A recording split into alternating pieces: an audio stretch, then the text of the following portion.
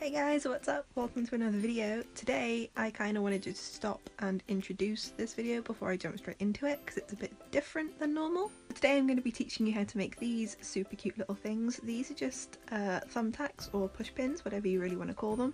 They are super easy to make. They're really easily customizable as well. I made BTS ones just because I could and I like them and I felt like it.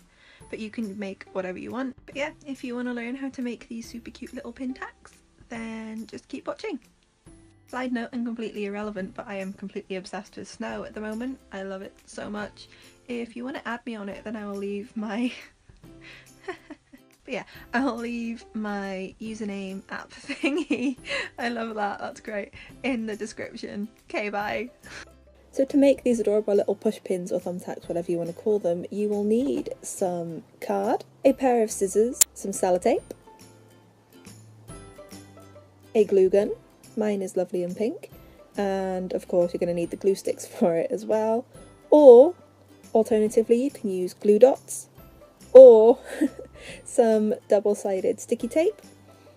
Obviously you're going to need some thumbtacks or push pins, whatever you want to call them.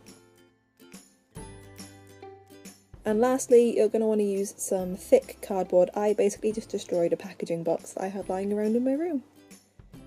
So first of all, you're going to want to decide on what design you want. I just Google searched BTS heads and a whole bunch of these lovely pictures came up.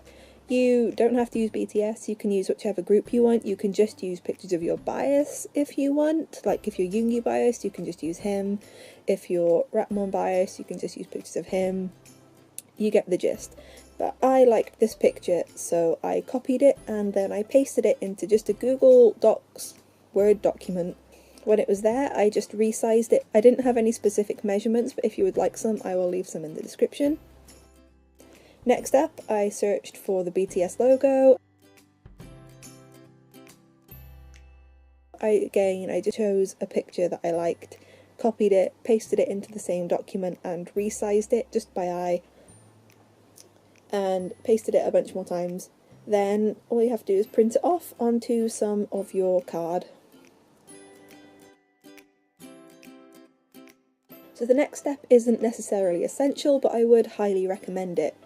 If you've got a laminator lying around your house, you can go ahead and just laminate your designs. I am not that fortunate, so as you can kind of see, wow, that's a terrible angle, well done self. I just used sellotape to basically cover the designs. I just used a long strip and covered all of the bulletproof vests that way. And it just kind of protects it, it makes them a little bit more sturdy, which is what we want if we're going to be pulling them out and pushing them into a corkboard or a cardboard board all the time. So yeah, that's that.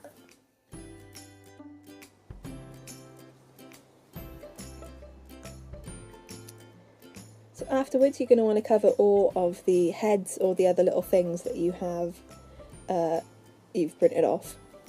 I like to make my life difficult, so I went and I cut out loads of little pieces of sellotape and put them over the BTS heads one by one.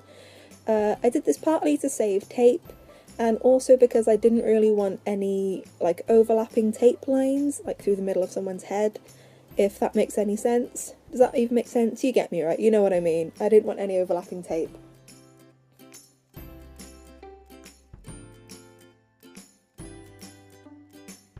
So next is the tedious part. We have to go and cut them all out. Yeah, there's no shortcut around this. You're going to have to just sit down and cut them all out. It didn't actually take me too long once I'd got into the swing of things, but by the end of it I'd completely lost all my patience with these stupid little things.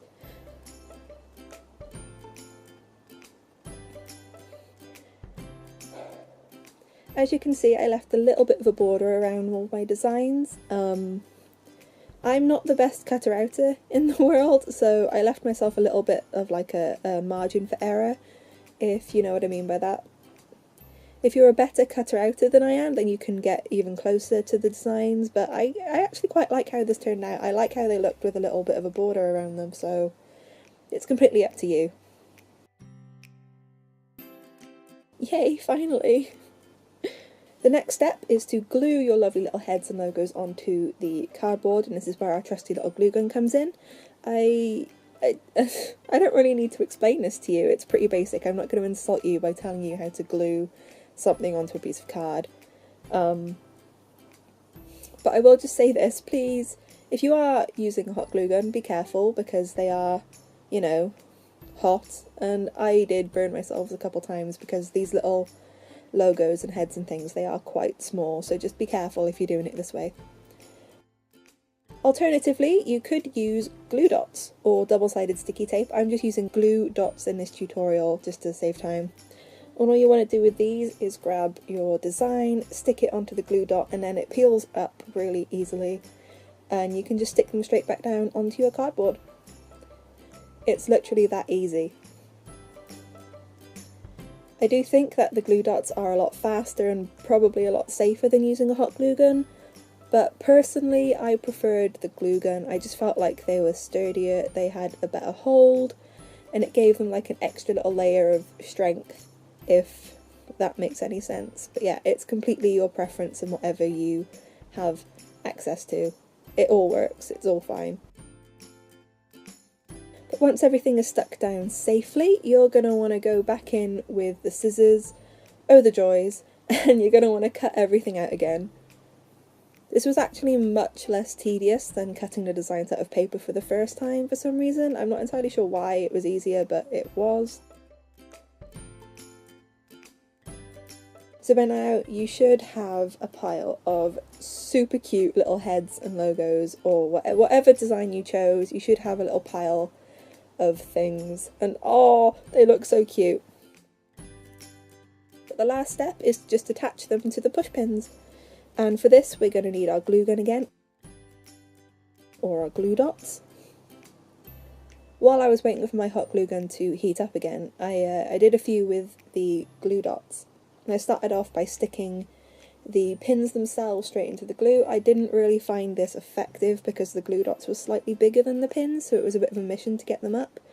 It worked, but it is easier to just stick the design straight onto the glue dot and peel it up the same way you did before, and then stick the pin into it. I found through trial and error.